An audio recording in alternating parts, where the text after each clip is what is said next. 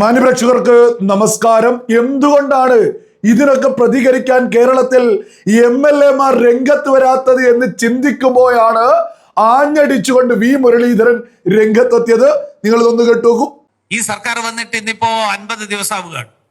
18-ാം തീയതിയാണ്, മെയ് മാസം 18-ാം തീയതിയാണ് അവർ ഉദ്ഘാടനം ചെയ്തത്, അവര് സത്യപ്രതിജ്ഞ ചെയ്തത്. 18-ാം തീയതി കഴിഞ്ഞ് ഇന്ന് 11-ാം തീയതിയായി, 50 ദിവസം പൂർത്തിയാക്കി. ഞാൻ ഇന്ന് ഒരു പരിപാടി, എനിക്ക് ക്ഷണമുണ്ടായിരുന്നു, ഞാൻ പങ്കെടുത്തില്ല. ശ്രീമാൻ കെ മുരളീധരൻ 50 വിസ്മയ ദിനങ്ങൾ, ആരോഗ്യ വകുപ്പിലെ 50 വിസ്മയ ദിനങ്ങൾ, സർക്കാരിന്റെ പ്രോഗ്രസ് റിപ്പോർട്ട്, ആരോഗ്യ വകുപ്പിലെ പ്രോഗ്രസ് റിപ്പോർട്ട് പ്രകാശിപ്പിക്കാൻ വേണ്ടിയിട്ട് മെഡിക്കൽ കോളേജിൽ ഒരു പരിപാടി സംഘടിപ്പിച്ചിരുന്നു. സ്ഥലം MLA എന്നുള്ള നിലയിൽ പ്രോട്ടോകോൾ അനുസരിച്ചിട്ട് ഞാനാണ് അധ്യക്ഷനാകേണ്ടിയിരുന്നത്. ഞാൻ പറഞ്ഞു, എനിക്ക് അവിടെ വന്നിട്ട് ഇത് വിസ്മയമാണെന്ന് പറയാൻ പറ്റില്ല. കാരണം ഞാൻ കണ്ട വിസ്മയം, ഇന്നലെ ഞാൻ നമ്മുടെ മെഡിക്കൽ കോളേജിലെ OP ബ്ലോക്കിൽ പോയിരുന്നു. OP ബ്ലോക്കിന്റെ 3 നിലയിലും പോയപ്പോൾ ആ 3 നിലയിലും കുടിവെള്ളമില്ല. ഏറ്റവും കൂടുതൽ ആളുകൾ വരുന്ന മെഡിക്കൽ കോളേജിലെ സ്ഥലമാണ് OP ബ്ലോക്ക്. രാവിലെ 5 മണിക്ക് വന്ന ഒരു അമ്മയടക്കം ഞാൻ കണ്ടു. ഞാൻ ഉച്ചക്ക് 1 മണിക്കാണ് അവിടെ ചെല്ലുന്നത്. 5 മണിക്ക് വന്ന് കാത്തിരിക്കുക. അപ്പോഴും അവർക്ക് അപ്പോയിന്റ്മെന്റ് കിട്ടിയിട്ടില്ല, ഡോക്ടറെ കാണാൻ പറ്റിയിട്ടില്ല. 8 മണിക്കൂർ നേരം കാത്തിരിക്കുന്നതിനിടയിൽ ദാഹിച്ചാൽ താഴെ പോയി ക്യാൻറ്റീനിൽ പോയി അവിടുന്ന് കുപ്പിവെള്ളം വാങ്ങി, അല്ലെങ്കിൽ നേരത്തെ വെള്ളം വാങ്ങിക്കൊണ്ടുവന്ന് ആളുകൾ കുടിക്കുന്നുണ്ടാവും. മെഡിക്കൽ കോളേജിലെ ഞാൻ ഒരൊറ്റ ഉദാഹരണം, ഡയാലിസിസ് മെഷീനുകൾ ബഹുഭൂരിപക്ഷവും ഇപ്പോഴും പണിയെടുക്കാത്ത മെഷീനുകളാണ്. നിങ്ങൾ കേട്ടില്ലേ? കേരള ജനതയുടെ മാനം BJP-യുടെ MLA വി മുരളീധരൻ കാത്തു എന്ന് തന്നെയാ കൃത്യമായിട്ട് മലയാളികൾ മനസ്സിലാക്കേണ്ടത്. ഇപ്പൊ ആരോഗ്യമന്ത്രിയുടെ നേതൃത്വത്തിൽ പ്രോഗ്രാം നടത്തുക. എത്തരത്തിലാ വിളിച്ചു പറയുന്നത്? ആരോഗ്യ വകുപ്പിലെ 50 വിസ്മയ ദിനങ്ങൾ. ഇതൊക്കെ യഥാർത്ഥത്തിൽ മലയാളി കേട്ട് കഴിഞ്ഞാൽ പുച്ഛിച്ച് തള്ളില്ലേ? വിവേകമുള്ള മലയാളികൾ ഇതിനെ പുച്ഛിച്ച് തള്ളണ്ടേ? മെഡിക്കൽ കോളേജിലൊക്കെ പോയാൽ എന്താണ് അവസ്ഥ? കുടിവെള്ളമില്ലാത്ത അവസ്ഥയുണ്ട്. വി മുരളീധരൻ പറയുന്ന വിഷയങ്ങൾ വളരെ വലിയ യാഥാർത്ഥ്യ. മെഡിക്കൽ കോളേജിൽ പോയാൽ മനസ്സിലാക്കാൻ സാധിക്കൂ. അദ്ദേഹം കൃത്യമായിട്ട് എടുത്തു പറയുന്നു, OP-യിൽ എത്തിയാൽ പോലും കുടിവെള്ളമില്ലാത്ത അവസ്ഥയുണ്ട്. ഇത് മാത്രാണോ? ഇവിടെ നമ്മുടെ കേരളത്തിലെ മെഡിക്കൽ കോളേജുകളിലെ, വയനാട് ജില്ലയിലെ മെഡിക്കൽ കോളേജ് എന്ന് പറയുന്നത് എന്താണ്? UDF ഇന്ന് ആദ്യമായിട്ട് ഈ ഒരു ഭരണത്തിൽ വരെയും 50 ദിവസം ആവുന്നല്ലോ. വയനാട്ടിൽ ഒരു പ്രശ്നം ഉണ്ടെങ്കിൽ അവർ ഓടി എത്തേണ്ടത് കോഴിക്കോട് മെഡിക്കൽ കോളേജിലേക്കാ. ഒരു പ്രശ്നം വന്നു കഴിഞ്ഞാൽ ഇത്തരത്തിലുള്ള കേരളത്തിലാണ് 50 വിസ്മയ ദിനങ്ങൾ. ആരോഗ്യം നാടല്ലേ? യഥാർത്ഥത്തിൽ അധ്യക്ഷനായി ആവേണ്ട വി മുരളീധരൻ അത് ബഹിഷ്കരിച്ചത് തന്നെയാ. ജനങ്ങൾക്കൊപ്പം നിൽക്കുക എന്ന് പറയുന്നത്. വി മുരളീധരൻ മാത്രമല്ല, മേയർ VV രാജേഷും ഇവരുടെ പ്രോഗ്രാം ബഹിഷ്കരിച്ചു. ജനങ്ങൾക്ക് വേണ്ടി അവർ വിട്ടുനിന്നു. വളരെ വ്യക്തമല്ല, പകർച്ചവ്യാധിയുമായിട്ട് ഇവര് ഈ സർക്കാർ അധികാരത്തിലെത്തിയതിനു ശേഷം 100-ലധികം ആളുകൾ മരണപ്പെട്ടിട്ടില്ലേ? ചികിത്സാ പിഴവുകൾ നിരന്തരം നമ്മുടെ മെഡിക്കൽ കോളേജുകളിൽ നടക്കുന്നില്ലേ? ഇത് ഓരോ ആളുകളും ഒന്ന് ചിന്തിച്ചു. ഇതിനൊക്കെ ഈ കഴിഞ്ഞ ടേം, അതിന്റെ മുമ്പത്തെ ടേം എന്നൊക്കെ പറഞ്ഞ് UDF-ഉം LDF-ഉം മാറി മാറി ഭരിക്കുന്ന കേരളത്തിലല്ലേ ഇത്രയും വലിയ ഗതികേടിലേക്ക് എത്തിയത്? ഈ പറയുന്ന സംവിധാനങ്ങൾ, സർക്കാർ ഹോസ്പിറ്റലുകൾ എത്രത്തോളം പരാജയമാണ് എന്നതിന്റെ പ്രധാനപ്പെട്ട ഒരു തെളിവ് എന്ന് പറയുന്നത് നമ്മുടെ വീടൊക്കെയായി ബന്ധപ്പെട്ട് അടുത്ത് കിടക്കുന്ന പ്രൈവറ്റ് ഹോസ്പിറ്റലുകൾ വളർന്ന് പടർന്ന് പന്തലിക്കുന്നത് കണ്ടാൽ തന്നെ മനസ്സിലാക്കാൻ സാധിക്കൂ. എന്തുകൊണ്ടാ?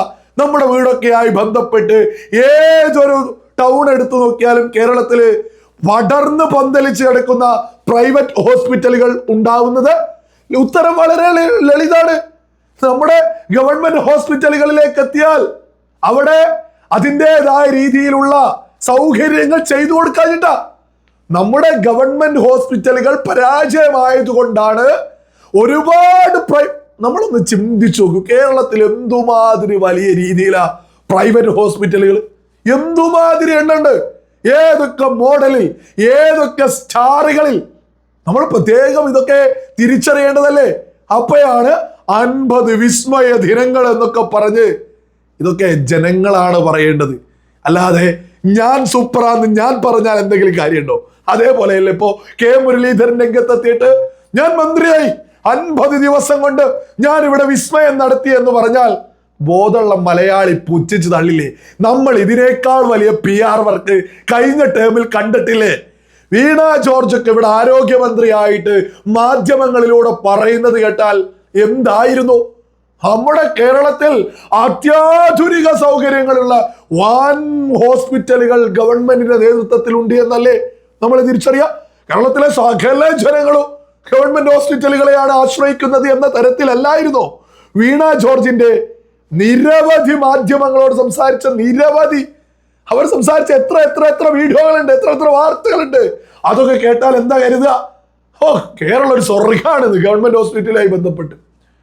യഥാർത്ഥത്തിൽ മലയാളികൾ അർഹിക്കുന്നതാണ് ഇവിടെ ഒരു നല്ല അത്യാധുനിക സൗകര്യങ്ങളുള്ള നിരവധി ഹോസ്പിറ്റലുകൾ എന്നൊക്കെ പറയുന്നത്.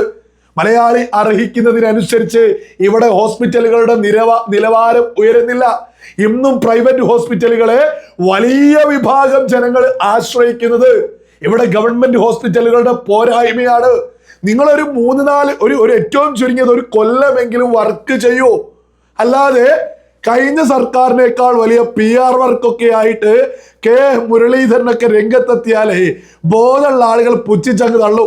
കഴിഞ്ഞ തവണ സർക്കാരിന്റെ ഭാഗത്ത് നിന്ന് ആരോഗ്യമന്ത്രി നിരന്തരം സൂപ്പറാത് ആരോഗ്യ കേരളം നമ്പർ 1 എന്ന് പറയേ മുഖ്യമന്ത്രിക്ക് ഒരു അസുഖം വന്നാൽ ഓടുക അമേരിക്കയിലേക്കോ. അതായിരുന്നു കഴിഞ്ഞ സർക്കാരിന്റെ അവസ്ഥ. ഇനി ഈ സർക്കാരിന്റെ അവസ്ഥ ജനങ്ങൾ അത് കൃത്യമായിട്ട് ജനങ്ങൾക്ക് ഇതൊക്കെ ഒന്ന് വിലയിരുത്താൻ ഒരു സമയമെങ്കിലും തരൂ. ഇജാതി PR വർക്കൊക്കെ ആയിട്ട് മുരളീധരൻ എന്തിനാണ് സ്വയം നിലവാരം ഇല്ലാതെയാക്കാൻ ശ്രമിക്കുന്നത്? സ്വയം നിലവാരം ഇല്ലാതെയാക്കാനല്ലേ മുരളീധരൻ ഇങ്ങനെ തുനിഞ്ഞിറങ്ങിയിട്ടുള്ളത്? എന്തായാലും നല്ല ഒന്നാന്തരം പണി തന്നെയാണ്. അധ്യക്ഷ സ്ഥാനത്ത് വരേണ്ട മുരളീധരൻ പറഞ്ഞു, എനിക്ക് അത് വിസ്മയമായിട്ട് തോന്നുന്നില്ല. കുടിവെള്ളം പോലും ഇല്ലാത്ത OP, അതാണ് മെഡിക്കൽ കോളേജിന്റെ അവസ്ഥ. ഡയാലിസിസ് സെന്ററുകള് പൂർണ്ണമായിട്ട് വർക്ക് ചെയ്യുന്നില്ല.